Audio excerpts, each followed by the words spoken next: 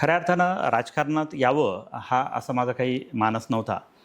वैद्यकीय क्षेत्रात काम करावं, शिक्षण क्षेत्रात काम करावं, कारण मी अनेक वैद्यकीय परिषदांमधून तिथे माझे प्रेझेंटेशन द्यायचो आणि त्या क्षेत्रात काम करावं अशी इच्छा होती. परंतु मध्यंतरीच्या काळामध्ये 2016ला नगरपालिकेच्या निवडणुका लागल्या आणि मग सर्वांचं मत पडलं की तुम्ही निवडणूक लढवली पाहिजे.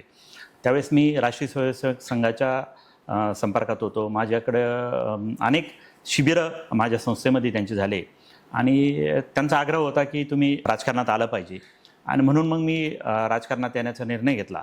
परंतु कारण त्यावेळेस भारतीय जनता पार्टी वैजापूरमध्ये तिचं कुठं अस्तित्व नव्हतं आणि मग मी ते एक चॅलेंज स्वीकारलं की भारतीय जनता पार्टीला आपण इथं उभं करू. आणि मग अथकपणे मी आणि माझी पत्नी आम्ही दोघांनी वैजापुरातल्या प्रत्येक घरामध्ये गेलो. भारतीय जनता पार्टीकडे त्यावेळेस उमेदवार नव्हता आणि मग आम्ही भारतीय जनता पार्टीचं काम करायला सुरुवात केली आणि भारतीय जनता पार्टी प्रत्येक घरापर्यंत पोहोचवण्याचं काम मी केलं. परंतु दुर्दैवाने शेवटच्या क्षणी तिकीट मिळू शकलं नाही आणि नवीन आयात उमेदवार जो काँग्रेसमध्ये होता त्या काँग्रेसमध्ये त्याला इकडे आणलं म्हणण्यापेक्षा हेच तिकडे गेले.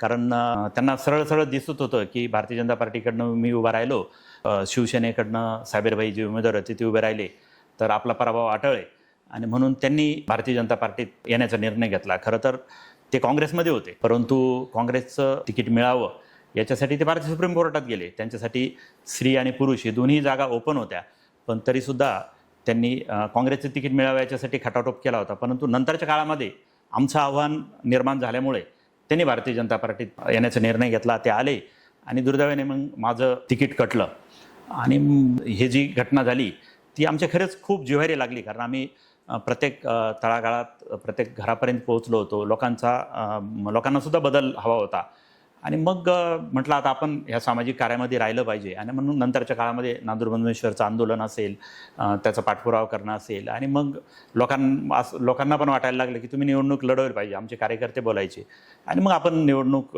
लढवण्याचा निर्णय घेतला आणि म्हणून 2019ची निवडणूक आम्ही अपक्ष लढवली.